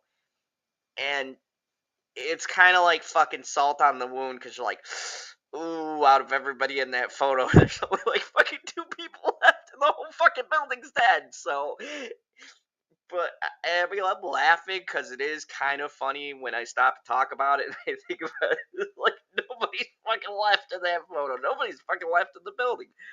But it gets better. So, that first scene I talked about in the beginning with the cabin, and you're probably confused. You're like, where the fuck does the cabin come in? Because we were in the building the whole time, right? There was no cabin. So how do we get from a high-rise building to the cabin? Well, the girl who was in the beginning of the movie, right? because this is 1 day ago. So this is 24 hours leading into the fucked up cabin scene. So, and this is where I'm 50-50 on the believability. So this fucking chick, who's this young girl, is talking to the person whose scalp you see fucking torn open in the beginning. And she's like, come on, cuz, come with me to this cabin. And she's all like, no, I really don't want to go. I got a book report. I'm a fucking nerd, whatever. And she's like, you get to meet my boyfriend, and there's going to be other guys there, blah, blah, blah. So then this kind of further sets up that now this thing is in that cabin in the woods, and there's more people we didn't see, because you only see her kill her cousin and the boyfriend, and then it cuts to show us what happened the day before. But anyways, I'll get to that. So she's like, there's going to be some guys there, you know, you got to meet some people, yada, yada, yada. And then she's like, I got to call you back, right? So she goes, and this dumb bitch, and you know what? I swear to God, well, fucking white people, right? So this fucking ditzy bitch goes, looks and sees fucking mounds of blood. Like, I mean, like, they put Alyssa Sutherland went through a fucking wood chipper. So there is all sorts of fucking gore everywhere in this fucking garage. And the thing that baffled me was, I have no clue what the fuck floor this chick was on. I'm gonna give it the benefit of the doubt, even though the fucking elevator was fucked up and half the staircase was gone, according to what we saw earlier. So I don't know where this bitch came from. And how the fuck she didn't hear the commotion going on through the night when, like, half of floor 5 was being fucking murdered. But, you know, whatever. So, she goes downstairs, she sees all of these fucking people, and then she sees the car, and she's like, oh, I gotta go. And then she sees all of this blood and fucking guts and everything sprayed all over the place. And she's like, uh, oh my god. Oh my god, what happened? Yada, yada, yada. And then they do that zoom that they do for when the demon is coming, like they did in the beginning of the movie. Fucking hits her, slams her against the car. And that is how we got the beginning of the movie. And then it just kind of cuts. And so that was how, in the beginning of the film, she was at the cabin infected with whatever the fuck this was. And so it moves to the cabin, and that is the end of the movie. There is no post-credit scene, there is no end credit scene, but that's pretty much, in a nutshell, I believe, a fairly accurate breakdown of Evil Dead Rise. The Easter eggs were mostly at the end of the film. There were a couple of little ones, like the Buick that they drive is the original car from Evil Dead 1. It's a yellow Buick. If you're a fan of Evil Dead, that is the car that Ash drives up to the cabin in the woods. There is the kill scene with the eyeball that is paying homage to the first Evil Dead, with the hillbilly guy who gets killed with an eyeball going in his throat. Of course, the iconic chainsaw, the double-barreled shotgun, the line very blatantly, the Bruce Campbell line, "Come get some." These are all the Easter eggs that were in there. And the Buick being parked and splattered in blood was kind of a homage. The chainsaw, of course, she kills the demon with the chainsaw. Those are the little Easter eggs. And of course, the one I didn't even pick up on, but Bruce Campbell was in this one the priest, who's the voice you hear on the record. That's him talking, but they modulated his voice a little bit, but that's him reading the text. So in this film, he's the priest who actually unleashes the evil, which is cool because he's not credited in the film. So I had to actually fucking look this shit up, and I did not know that he did the voice for the preacher, who was the one who resurrected the demons in the first place. So a couple of good things. that I really think make the film stand out. But overall, I like it. I've been a fan of all of the Evil Deads. Like I said, still for me, my number one is Evil Dead 2013. I just think that Freddy Alvarez did a much better job with the way that he brought all of the themes together. Yes, I am up kind of late. I'm about to wrap it up, but I think that Freddy Alvarez did a better job as far as having an arc with the characters. Um, and when I got to the end with this film, I liked Beth, but I still didn't feel the full journey that she went on. I kind of felt like they rushed through it or they stopped midway. And I would have liked, because I liked her character so much, I would have liked to get a little bit more. I feel like they gave us enough to feel bad for these characters as they're being viciously killed, but not enough for me to know who they are as people. So that's my one really issue with this film. Other than that, I really enjoyed this movie. I really liked it a lot. I highly suggest you go and watch it. Like I said, this movie is a 9 out of 10 for movie. This might be so far my favorite horror movie this year. Until something else comes out. This and Renfield are pretty close, but I don't consider Renfield a horror movie. I'd more put that in my favorite comedy, as opposed to a horror. Like, gory shit happens, but it's, and Renfield is my next spoiler review coming up, but Renfield is a lot more leaning towards a sort of dark comedy, where this is just a straight up gory, bloody fucking movie. Um, so I really enjoyed this film. I would suggest going out and seeing it. Even me describing it scene for scene really doesn't do it justice for you seeing how fucked this movie gets. I appreciated that they went there. They killed kids. A lot.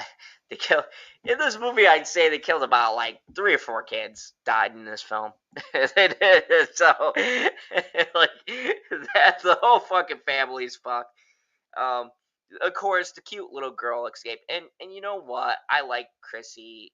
I didn't want her to die, so I'm glad the little girl lived. I have a daughter, so that was cool she lived. But everybody else fucking died. Like the neighbor kids, them kids got fucked up. Them kids are done.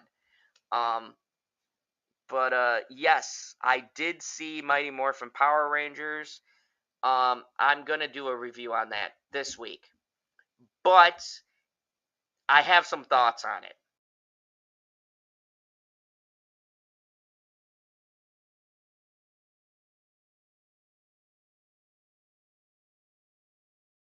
Yeah, so if you guys missed, this has been, you could check out the full review, uh, Hoffcast. You can rewind this.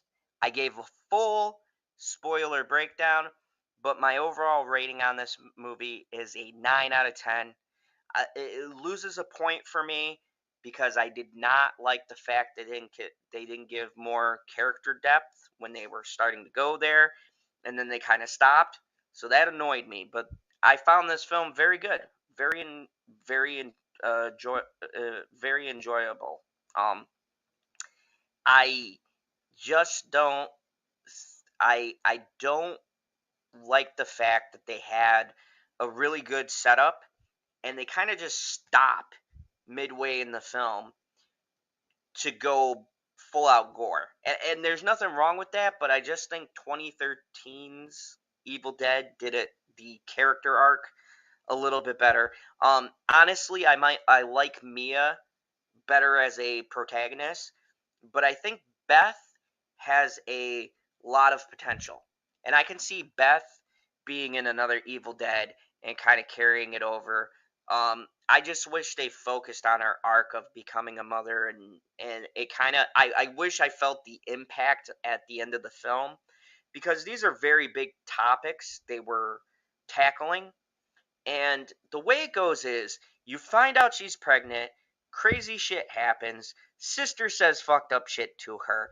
She kind of has doubts, has to kind of take Cassie under her wing and protect her and save her. And through that, she goes on this arc to become and realize she wants to have a kid. But I feel like they could have went a little bit more into that. And that's my only issue.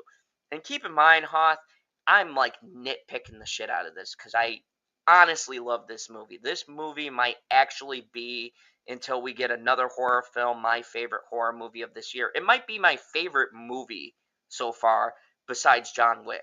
Like, John Wick and this are like neck and neck, and then Renfield's up there too. But this might be my favorite horror movie of the year so far. We still got a long ways to go. There's a lot of other horror movies coming out, but so far, this is like, a lot of horror movies got a high bar. And I don't include Renfield in this because I don't think Renfield is quite a horror movie. I think it's more of a comedy than a horror. Like, it's gory as shit. It is super fucking gory, but it's more funny gory. Like, straight up, I was fucking dying in the theater laughing, and so was half my theater. This is more of a, like, gory, intense, violent, crazy, I was laughing because I was uncomfortable kind of a film. So I'm really hoping that the horror train keeps rolling. I really love this movie. This was way fucking better than Scream 6, which I'm shocked because I honestly thought Scream 6 was going to be like my top horror movie, but I was very much disappointed by the ending of that film. And I think that this is better by like miles. So yeah, I really had a fun time. Had a fun time with this. At General Zod's Phantom Zone, I was worried it wouldn't be an Evil Dead movie, but it was. Yeah. Oh yeah, it's 100% Evil Dead. This movie, and I like the fact that this movie doesn't rely on nostalgia as a crutch, but like, if you've never seen Evil Dead and you watch this movie, you could still watch it and not need to pick up on the stuff. But if you're an Evil Dead fan, you'll notice the Buick, the yellow Buick, you'll notice the shotgun, the chainsaw scene, her saying come get some, like, all of that will be, it's how nostalgia should work in these movies. It shouldn't be the thing that makes the selling point for the film. It should be like that little spicy thing you get where you're like, ah, I see what you did there. See what you did. Good on you, movie. Good stuff. Yeah, at General Zod's Phantom, so yeah, that's like, you go into, yeah, I'm gonna review the Fast movie. I like Fast and Furious. I'm not expecting a fucking odds. It's the fucking 10th Fast film.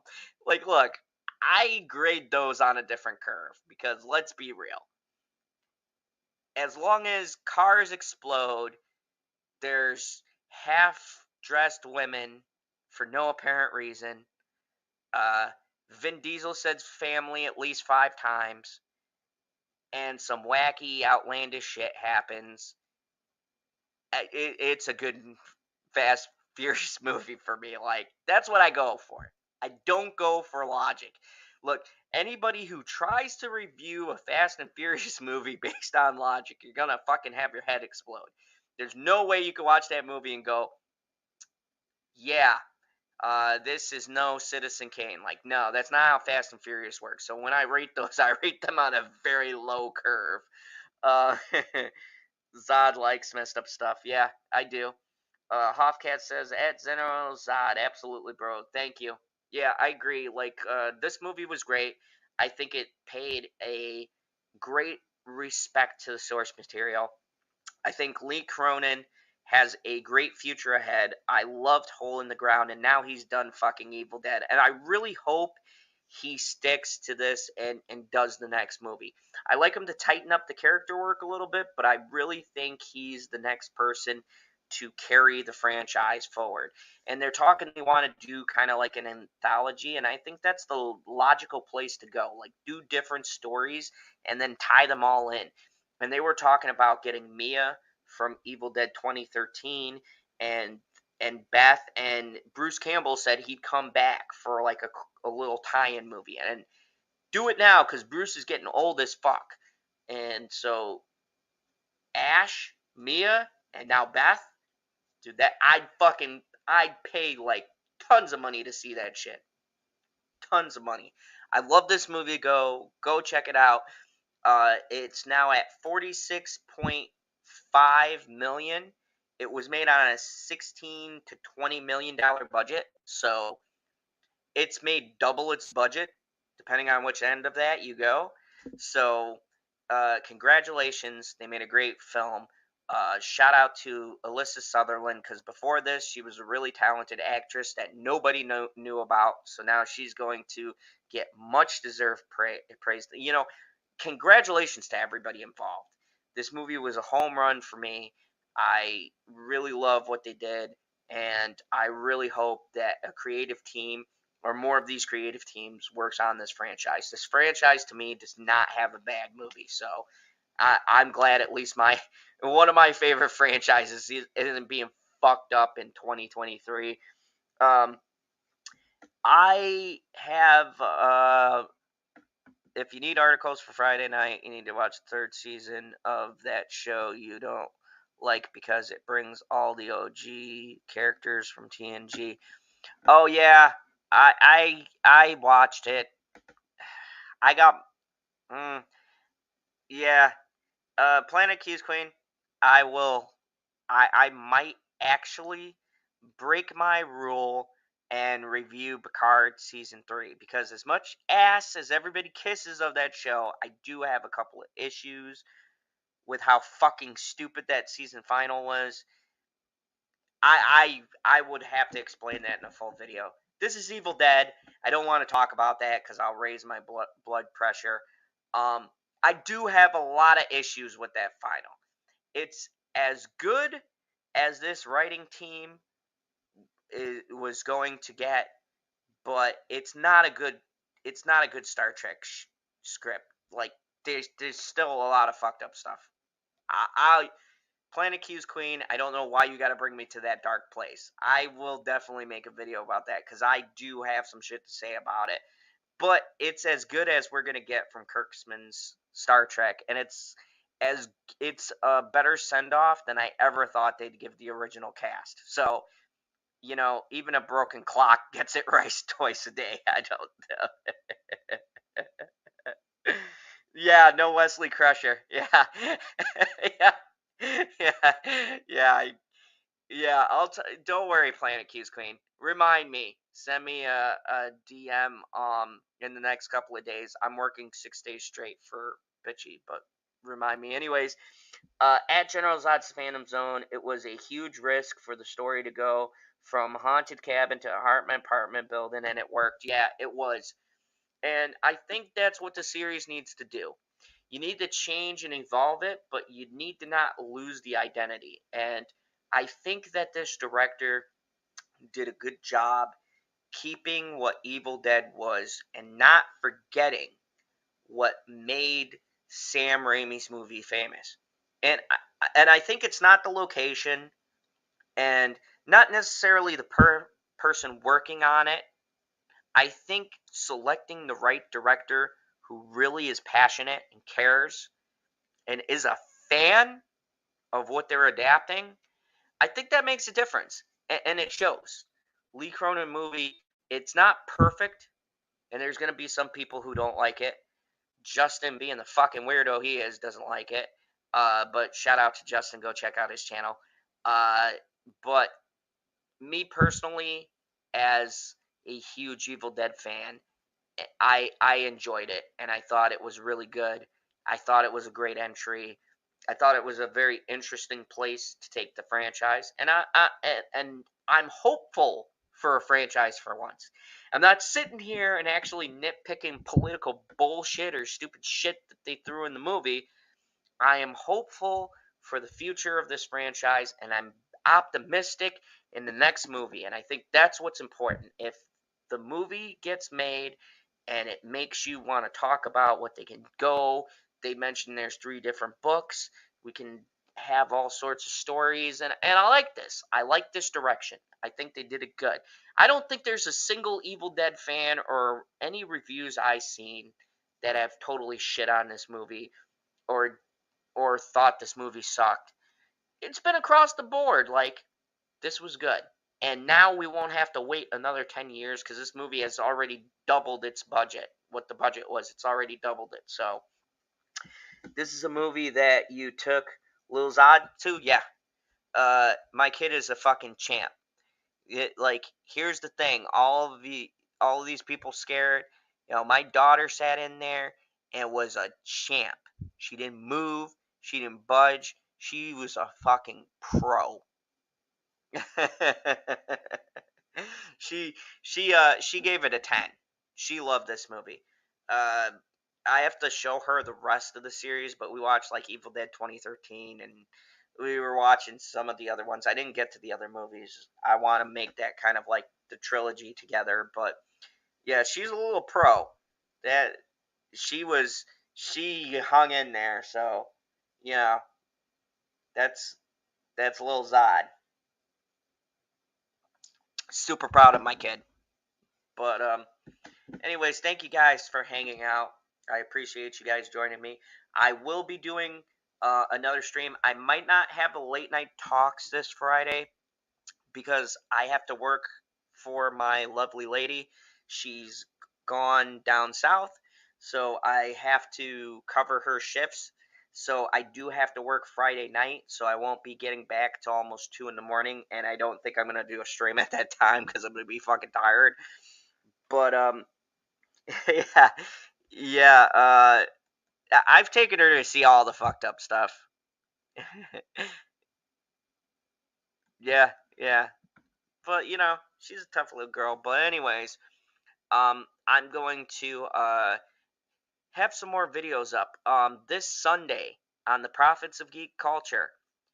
Check it out. I am going to do a 24-hour Let's Play stream of Slay the Spire. I'm going to go from 8 in the morning, starting Sunday, till 8 in the morning, Monday.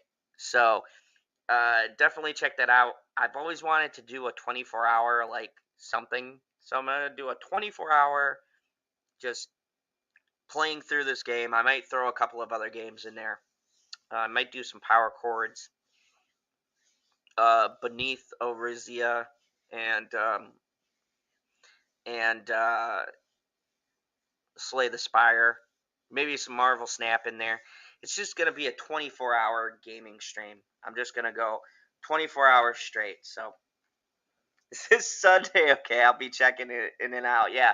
I'll be going for 24 straight hours. So, you should make it a subathon. I should. Prophets of Geek Culture definitely needs some subs. So, I'm going to do a 24-hour straight gaming stream. So, definitely check it out. I've always wanted to do one, and Bitchy isn't here. Kind of gonna be missing her, so I figured, fuck it. This may be my only shot to do like a 24-hour stream where I don't fucking drive her nuts with me talking shit online. So, definitely check it out. If it goes well, I might do another one. Who knows? I got a lot of games I want to play, so I might do like a 24-hour like fucking Resident Evil and all sorts of stuff if it goes over really well. So I'll post a stream later this week. I also have a lot of different reviews going. My next one's going to be Renfield. I'm going to do some Marvel Snap streams this week. I'm going to do some a couple of Slay the Spire, so keep the notifications on because you'll probably see me pop up variously throughout the week. With the Prophets of Geek Culture, I'm not as organized, believe it or not, so you'll just see it on Twitter and you guys can jump in and join in the fun. So anyways, thank you everybody for watching. Thank you for watching this 2-hour Evil Dead Rise spoiler. Go check the movie out and remember the only saying here in the Phantom Zone: mommy's with the maggots right now.